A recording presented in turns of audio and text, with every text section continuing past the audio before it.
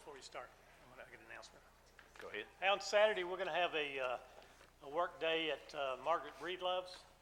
We're going to try and clean up her yard. If you can be here at the building at 8 o'clock, and we're going to spend some time over her house cleaning up her yard and things. So if you have any questions, come see me. Good evening. So this is unexpected. Hello, welcome.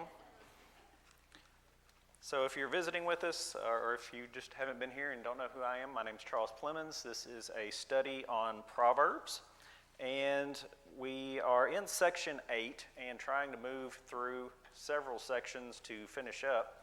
And I learned some interesting news this week.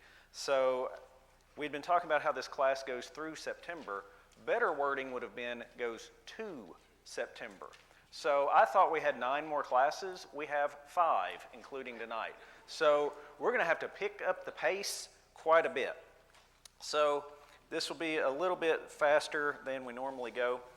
We have handouts for each of the sections, and so a lot of you have not been here. My wife is running off some copies right now, so we'll have enough to hand out for everybody for section 9. I'm going to try to get through section 8 right quick. We were almost done with it, and then hopefully we'll have those available to pass out here in just a few minutes. So in section 8, we have been talking about the use of the tongue and how it can get us into trouble because there's so much sin that can be involved with the way we use our tongue, the way we use our mouths, just the things we talk about, the situations we get ourselves into. If you look on the board, you can see the 7 things that we've been over so far. One is talking too much. This is the idea of idle chatter. When you should be doing something productive or important, instead you're just talking about nothing. So Proverbs warns us that we have a job to do. We have things that we are supposed to get done. Idle chatter can lead us away from what we're supposed to do. Whispering or tale-bearing, also known as gossiping. We've been over all the issues that gossiping causes. Lying. How many times have we gotten ourselves into situations because we just don't tell the truth?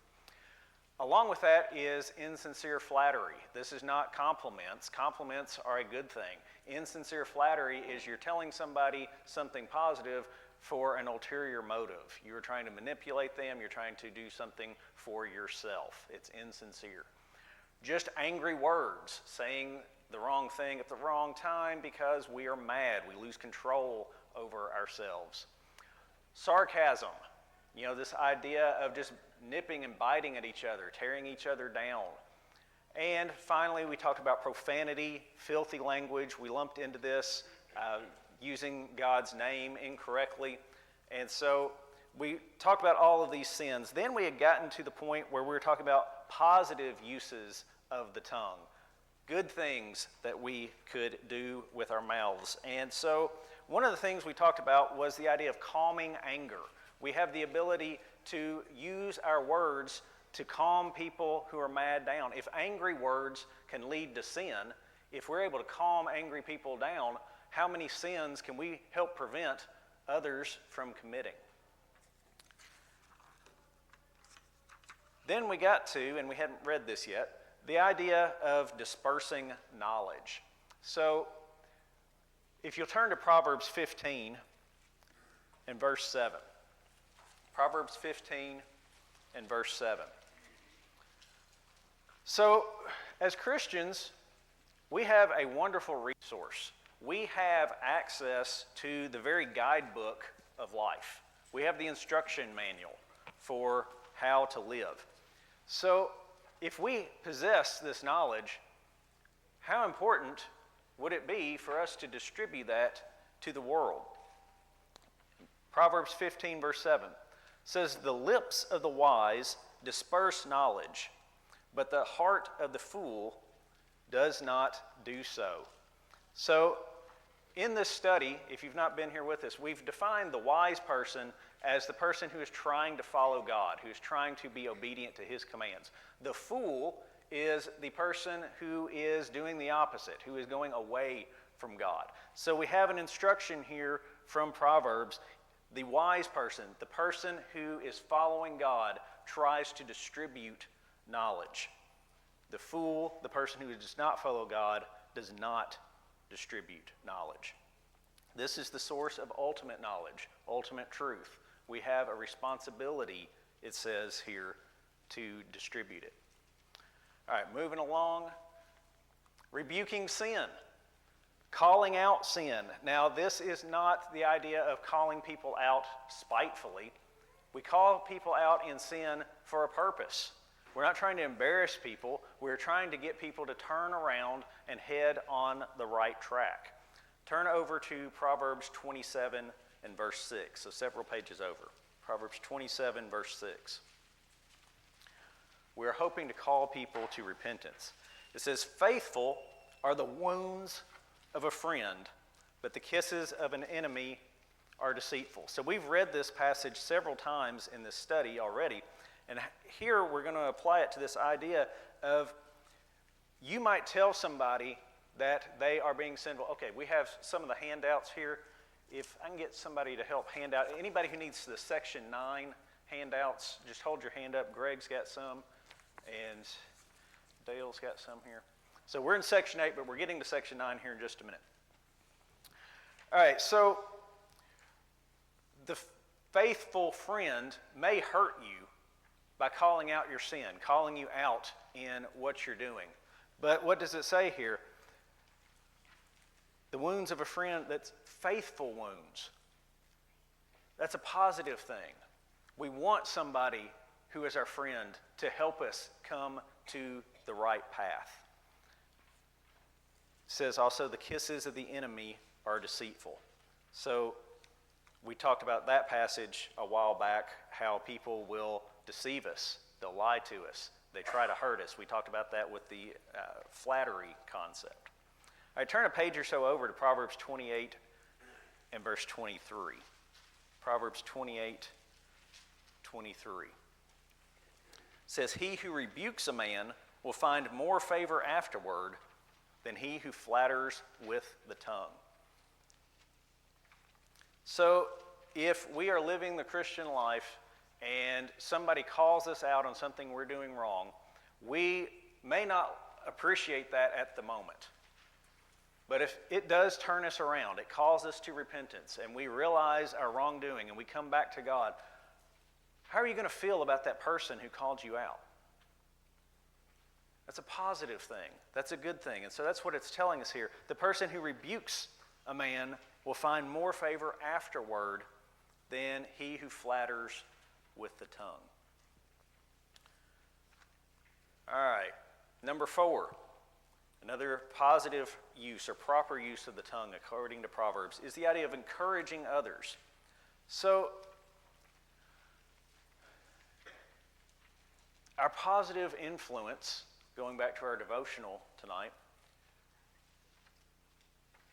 it's our duty, it's our responsibility to lift each other up. How many times have you been having a bad day or a bad situation, and just a conversation with someone else can help turn that around? Turn to Proverbs 15. Proverbs 15, verse 23. It says, "A man has joy by the answer of his mouth, and a word spoken in due season, how good it is." Have you ever had that experience where somebody says just the right encouraging thing at just the right moment? Maybe you're about ready to give up. Maybe you think nobody's noticed. Whatever it is, you're depressed. You're getting ready to hang it up. And then somebody says just that right thing that makes you realize it mattered. What you're doing matters. You're seen. Our encouragement is extraordinarily important. As Christians, there's so much going on in the church. We talk tons of announcements. There's things posted on the bulletin boards everywhere. That doesn't cover the half of it. Look around. Think about all the things that you know people in this room are doing throughout the week, every week, that never shows up on a bulletin board, never gets talked about as an announcement. Sometimes we call those the little things, right? Sometimes they're big things that just don't end up as an announcement. Tell somebody about that. Thank people for what they're doing. Encourage people for what they're doing. We're told here that that little word, in due season, how good it is. Well, what is in due season? Now is in good season. Anytime is in good season when you have the opportunity to lift somebody up, to encourage them in their walk with Christ. That's a good use of our mouths. When we do this kind of encouragement, we're told that that's pleasing to others and it makes friends. We had a whole several week study on the importance of friends and the value of friends and how to make friends and how to lose friends from Proverbs. So let's look at some verses here in this. Proverbs 15:26 says, "The thoughts of the wicked are an abomination to the Lord, but the words of the pure are pleasant." Turn over a page, Proverbs 16:13 says, "Righteous lips are the delight of kings, and they love him who speaks what is right." A few more pages over, Proverbs 22 and verse 11 says, "He who loves purity of heart and has grace on his lips, the king will be his friend." Again, this idea of influence, right? Who has more influence than the king? You know, if you want to be held in high regard by even the most influential people, the most important people, if you will, what does it say?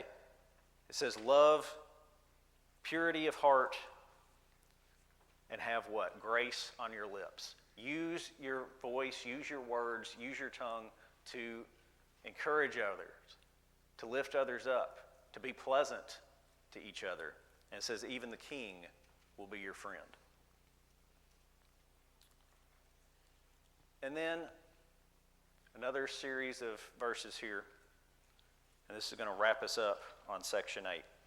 So this positive use of the tongue is compared to a number of good things in Proverbs. So turn back several pages. Now we're going to be in Proverbs 10 for a little bit. Proverbs 10, verse 11. Proverbs 10, verse 11. It says, "The mouth of the righteous is a well of life, but violence covers the mouth of the wicked."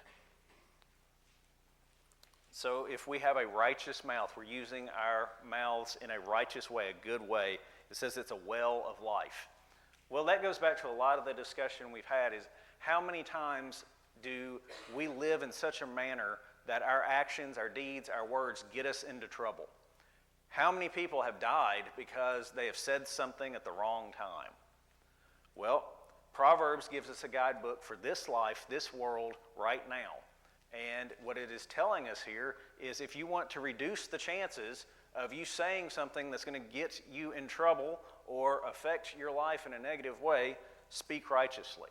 Now, we know that's not 100%, that's not a black and white kind of thing. There are always circumstances and situations. There are plenty of people who have spoken the word of God and died for it.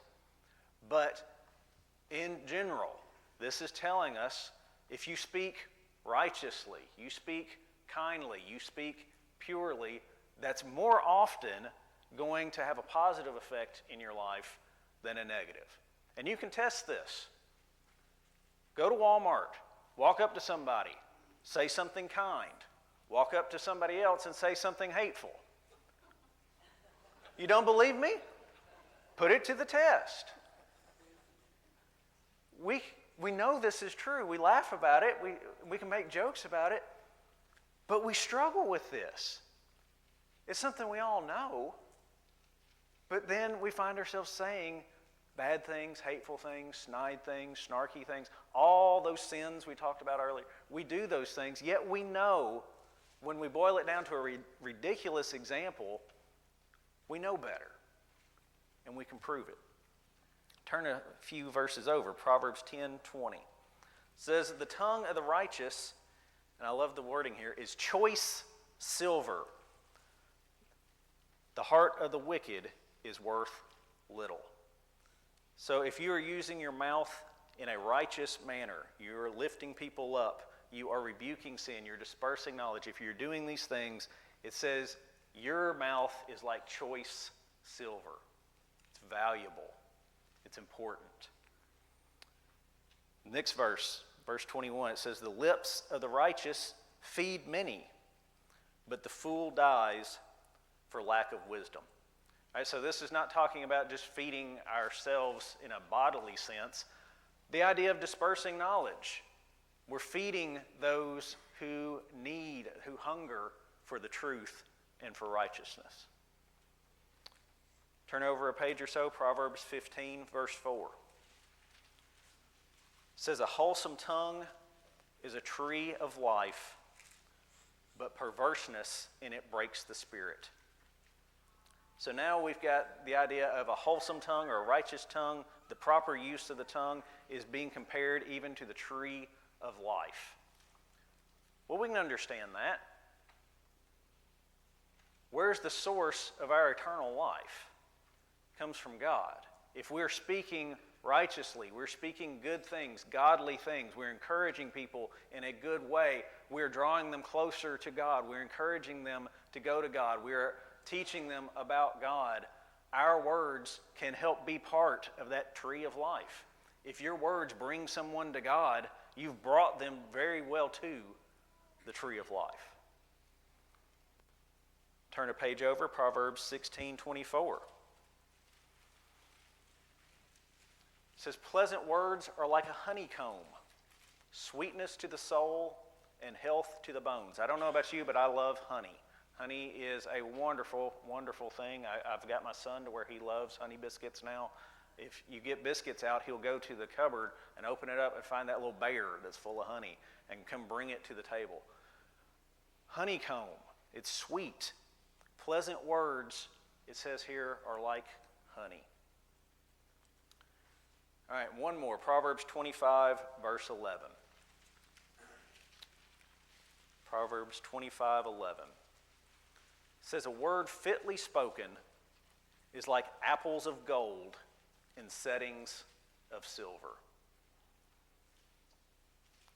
Painting this picture here of something of extreme value. It's a treasure. So we're warned constantly in Proverbs the dangers that we can get ourselves into by the way we use our mouths. But my challenge to us is let's focus more on the positive things that we can use our mouths to do. All these good acts that can come just from the way we say things, what we say, what we talk about, and who we say them to. That's our challenge. So, in conclusion of section 8, you can't tame the tongue, but we're told you can control it. James 3, verse 8 tells us, no man can tame the tongue. It is an unruly evil, full of deadly poison. However, Proverbs 16:23 says, the heart of the wise teaches his mouth and adds learning to his lips. So, we always have sin in our lives. We always have that ability to use our tongue in a very negative way.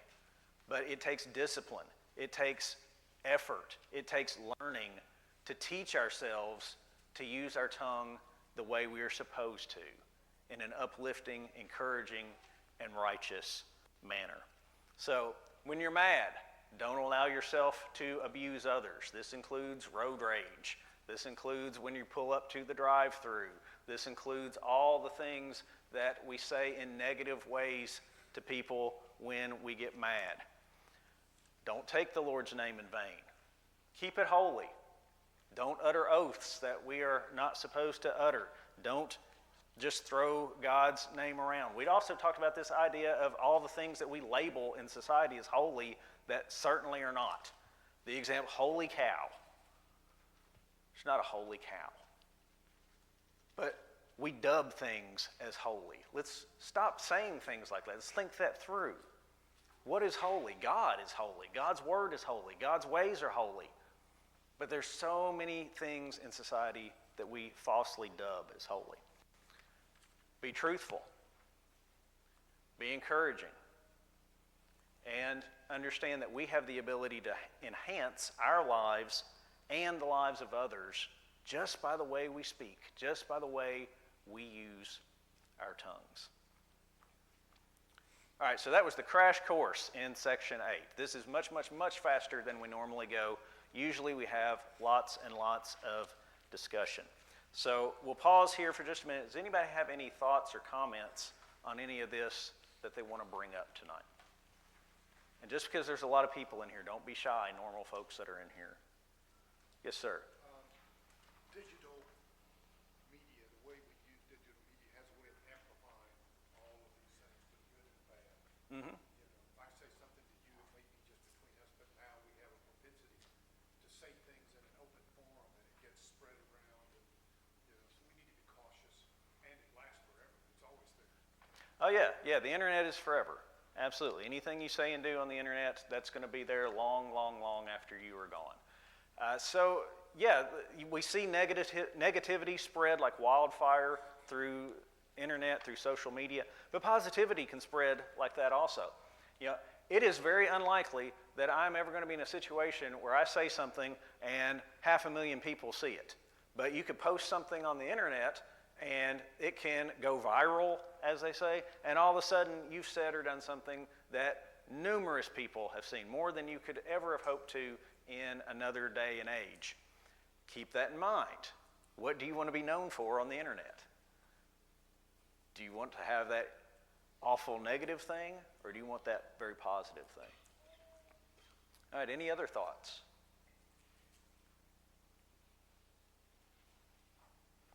All right. Well, let's start then section 9. So, those of you who are coming in tonight for the first time, we have the handouts that were given out, and so it's kind of a fill-in-the-blank kind of thing. So as we go through the slides, you've got places where you can fill in the answers. They come straight off the slides. They're not trick questions. You don't have to wonder, and you don't have to be like, I didn't catch exactly what he said. It's on the board. So shouldn't be any surprises. All right, so tonight we're going to start talking about this idea of a disciplined spirit. And so to start this, I want us to consider fire for a few minutes.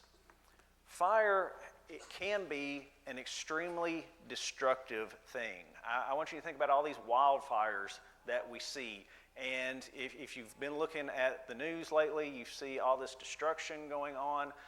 We got wildfires in California, we got wildfires in Canada, and just some of the photos coming out of here are just amazing. It comes through and there's nothing left. One of our favorite places to visit is the Smoky Mountains. A few years ago, wildfires ripped through there, and there are just whole sections of that area that we used to visit that aren't there anymore. Fire can be a devastating thing.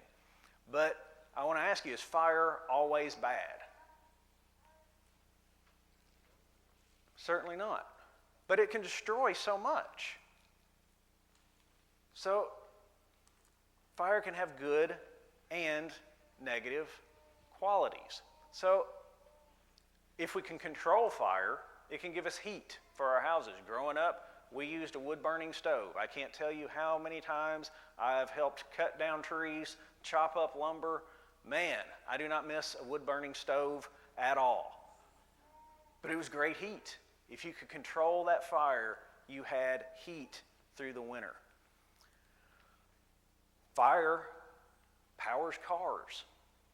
I don't understand engines at all, but I know you put gasoline in, there's these things that explode inside the car, apparently, when you push that gas pedal down. Sure, somebody smarter than me figured all that out. That's a wonderful thing. If you've ever walked a long distance, you're probably more thankful for your car. Controlled fire gives us that. sending a rocket into space. Now, it may not look controlled, but I tell you, that's a very precise thing. Controlled fire allows us to do many wonderful things, despite the fact that uncontrolled fire can destroy so much. Well, anger and our tempers are very much like fire. It can be extraordinarily destructive. But believe it or not, that same passion, that same energy can be put to very positive use. That burning passion, that can get you motivated to do something.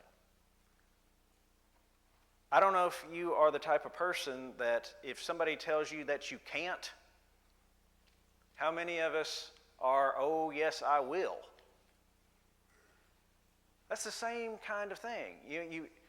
You're mad about it, you're passionate about it, you're stirred up about it, but that fire can push you to achieve things maybe you wouldn't have on your own.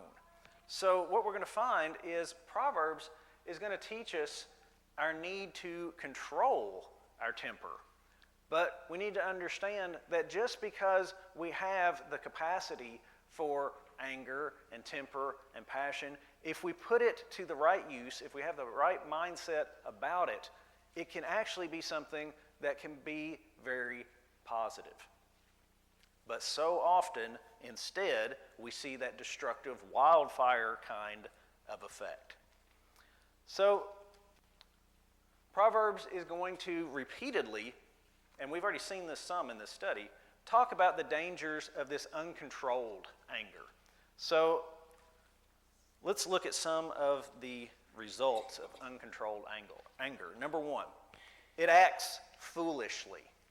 It acts foolishly. Now remember a moment ago I said that for this study we're usually using the term foolish to describe going away from God. So unrighteousness, behaving in a manner that is not godly.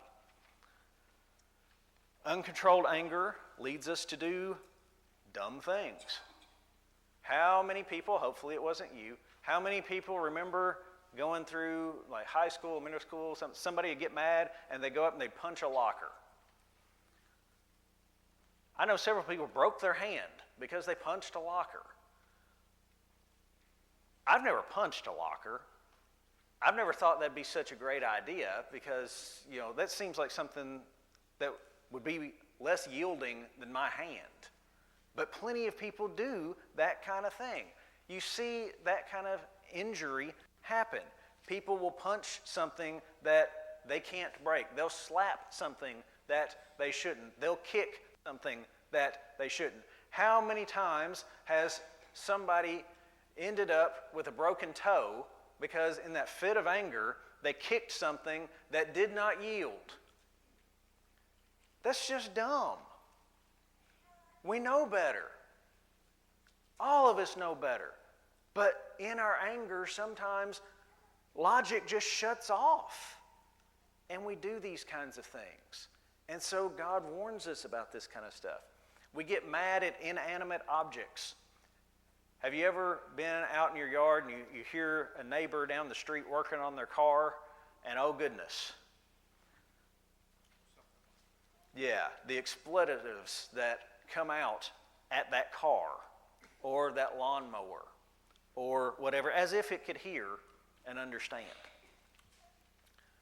I've seen people kick their dog. Why in the world? But people do these kinds of things. So let's look at some verses here in Proverbs. Proverbs 14, verse 17. Proverbs 14 and verse 17. It says, "A quick-tempered man acts foolishly, and a man of wicked intentions is hated." All right, so early example, we talked about this idea of punching a wall. If you're quick-tempered, well, there's an example of foolishness just in the traditional sense of foolish. It's foolish to punch a wall, right? But also the quick-tempered man, if we talk about the ungodly, the quick-tempered man might reach out and punch somebody else, a friend, a spouse. When you see that kind of behavior, it says here, the man of wicked intentions is what? Hated. Hated. We can put this to the test again too. You can go back to Walmart, pick you somebody out. They're blocking the aisle, punch them right in the mouth. It's not going to go well for you. It's not going to go well for you. But how many times does our temper cause us to shut down that logic? We don't stop and think how ridiculous it is to walk through Walmart and just punch somebody. Reason shuts down and people lash out and they do something that they shouldn't. Now, this can be a physical strike. It can go back to that idea of the angry words, the use of the tongue. People strike with their mouths. It falls into the same category. All right, a few verses over, Proverbs 14:29. It says, he who is slow to wrath has great understanding, but he who is impulsive exalts folly. All right, exalts is not a word we use that often. What does exalt mean? Lifts it up. Yeah, shines a light on it, a big old spotlight on it. So if you are the impulsive person here, it says often you're going to be shining a light on folly. Folly is just another word for foolishness. If you want to highlight sin in your life, act in an uncontrolled, impulsive manner. Now, I'm not talking about the person who is just kind of whimsical and, okay, well, my day has changed. I'm going to do this. I'm going to do that. I'm talking about the person impulsive in the sense that they've lost control of reason. They're doing things without fully thinking through the repercussions. It exalts folly. Turn many pages over. Proverbs 29 and verse 20. Proverbs 29, 20. Starts here with a question. It says, do you see a man hasty in his words? There is more hope for a fool than for him.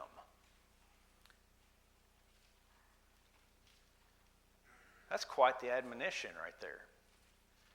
Basically, it's saying it doesn't matter how smart you are, how wise you are, if you can't control your mouth, then it says the foolish person has more hope than you do.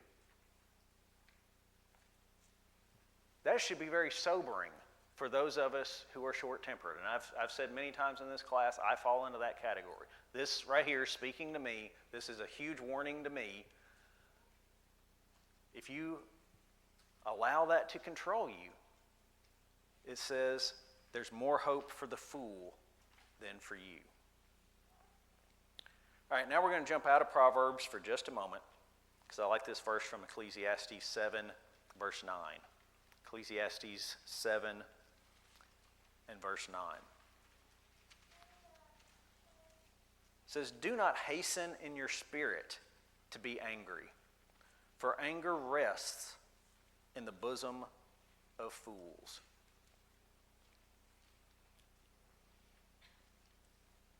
In other words, don't be quick to anger.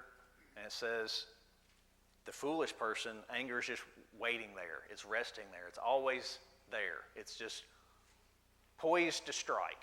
You're carrying it around right here on your chest, basically.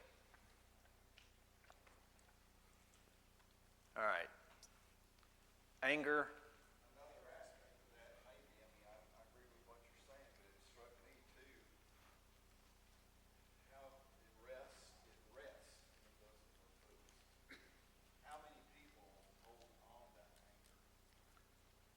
They don't get over it quickly. Yeah. Sometimes days. Or weeks or years or ever. Yeah. How many families have been torn apart because people get mad?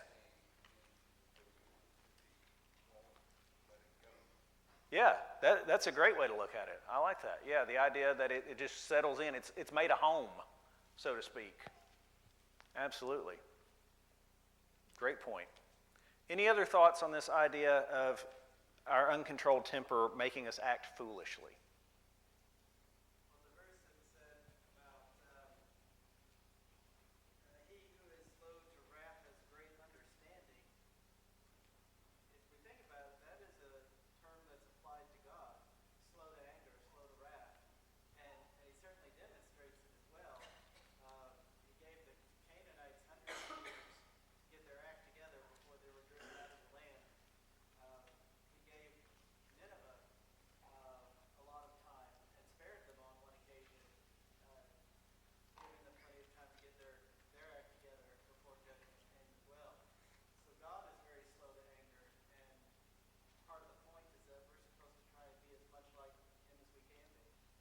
Absolutely. Absolutely. Great point. Great point. Anything else? I can't help but think about what the Lord said to Cain. And the Lord said to Cain, why are you angry? And why does your countenance fall? If you do well, will not your countenance be lifted up? And if you do not do well, sin is crouching at the door, and it's desirous for you. But you must master it. Yeah. Yeah. And how did he end up? Not so good. He didn't master it. Yeah. Absolutely. All right. Our uncontrolled temper also causes us to abound in transgression. Abound in transgression. In simpler terms, it leads us to sin. An uncontrolled temper just leads us into sin. And Cain is a great example there. First he was angry, then that led to murder. All right, turn back to Proverbs now. Proverbs 29. We're looking for verse 22. And we've seen this when we were talking about strife earlier in this study. Proverbs 29, verse 22. It says, an angry man stirs up strife, and a furious man abounds in transgression. We know that to be true. How much trouble do people who have no control over their anger or little control over their anger, how often are they doing the wrong things? Criminal things or sinful things, just abounding in foolishness, in transgression, in sin, because they can't seem to control it. And this is one of those things that just seems to be that split-second thing. How many people have lashed out at someone either verbally or physically, and then like immediately later, oh, I didn't mean to do that. Oh, I'm so sorry. It's like they lost control of their senses for a moment. They do something foolish, and then they seem to regain their senses. What a way to live life. God's telling us don't be like that. Uncontrolled temper causes us to abound in transgression. And I'm going to jump to James 1:20. You don't have to turn there. I know that's way, way ahead. James 1:20, it says, for the wrath of man does not produce the righteousness of God. The wrath of man does not produce the righteousness of God. We get angry, and so often it leads us instead down the pathway of sin. All right, now we're going to look at Ephesians 4 and verse 26. Ephesians 4:26. And this is a little bit of an allusion to this idea of trying to use our passions for a good purpose. Ephesians 4:26 tells us, be angry and do not sin. Be angry and do not sin. Do not let the sun go down on your wrath. So it's possible to be angry and not sin. We've talked about this several times in the study. Wrath is an extreme form of anger. Andy just told us about whose wrath? Who has wrath? God. If God can be angry, if God can have wrath, and God is righteous and without sin, then anger itself, wrath itself, is not the sin. It's not sinful to be angry. It's sinful with what we do with our anger so often. It leads us to do something sinful. All right, now I've got a chart here. Let's see how this shows. All right, so let's think about some of the common results of anger. And I'm sure there are plenty. These are some that we've come up with here. So cursing, absolutely. That goes back to the guy trying to fix his car, right? That bolt just won't break loose. And I'm sure if you loosen it up with enough swear words, it'll come right off of there. Seems to be the prevailing logic. Revenge. This could be something quick This can be something that festers over time. Somebody slighted someone and they're mad about it, and this just grows and grows and grows, and they try to get back at them. Maybe immediately, maybe years later. Murder. There's our Cain example once again. Slander. You get mad at somebody, well, I'm going to knock them down a peg or two. I'm going to go and I'm going to talk about them behind their back. I'm going to spread stories about them. I'm just going to bring them down. I'm going to tarnish their reputation. Clamor. There's a word we don't use often. What in the world does clamor mean?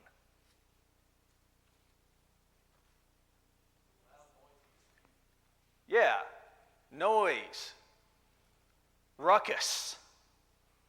All right?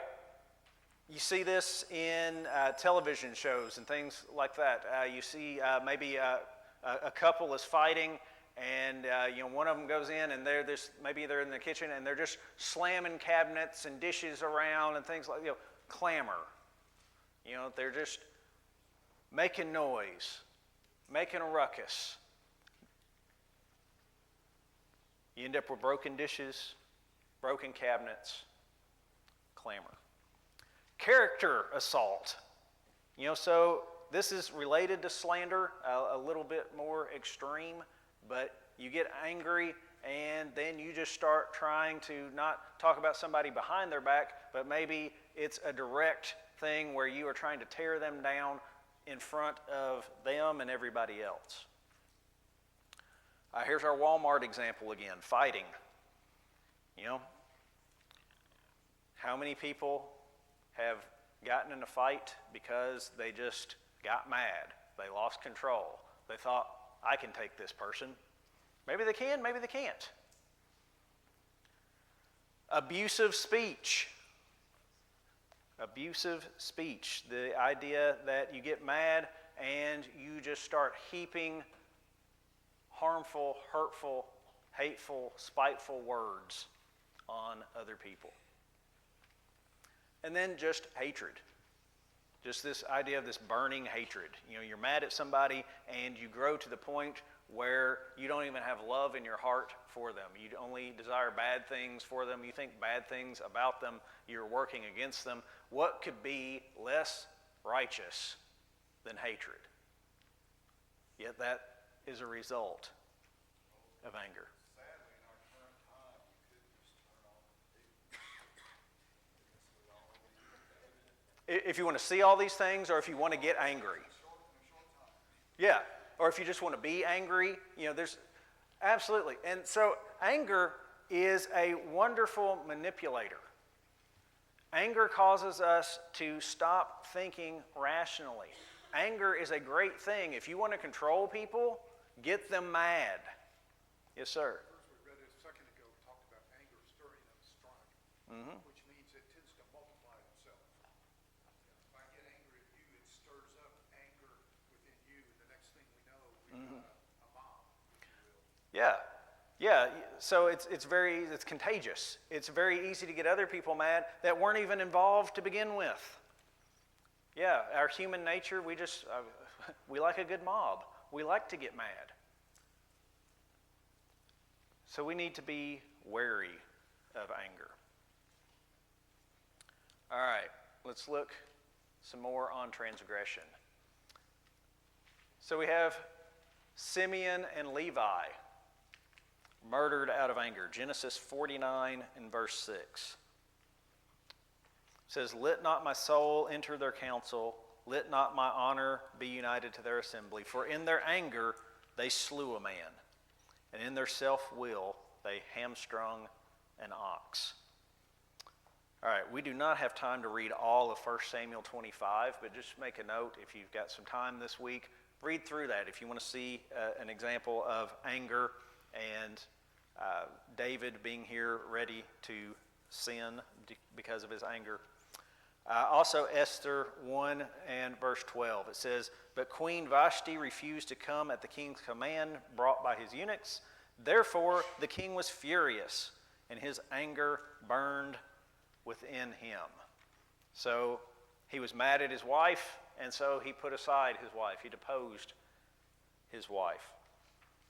Sin is so often the result of our anger. Thoughts or comments on that? I know that bell's about to ring just any moment. Now it'll never ring. We'll be here forever.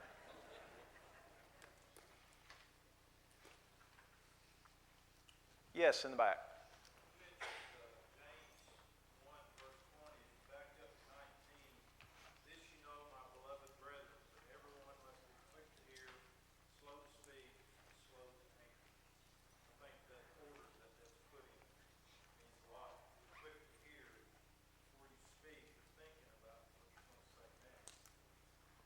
Yeah, and how many times do we put that all out of order? You know, you're quick to anger, quick to speech. The last thing you do is hear because you're not listening at all. There it is, the aforementioned bell. All right, so that's where we'll pick up next week. Thank you all that joined in tonight. And we've got 4 sessions left.